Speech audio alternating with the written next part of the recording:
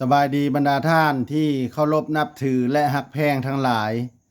มื้อนี้พ่อใหญ่แก๊สสิมาอ่านประมวลกฎหมายแพ่งปี 2018 มาตรา 8 หลักการพื้นฐานของสายพัวพันทางแพ่ง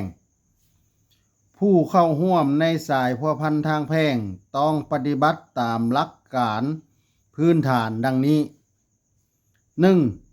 เคารพสิทธิเสรีภาพและความสมัครใจ 2. เสมอภาพต่อหน้ากฎหมาย 3. มีเจตนาดีและบริสุทธิ์ใจ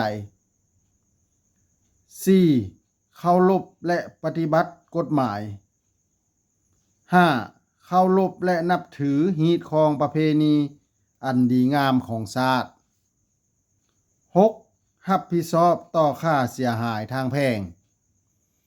ถ้าถึกใจให้กดไลค์กดแชร์กดติดตามพ่อใหญ่แก๊สนะเด้อถ้าอยากให้พ่อใหญ่แก๊สอ่านกฎหมายหยังมาตราใดให้คอมเมนต์มาเด้อขอขอบใจ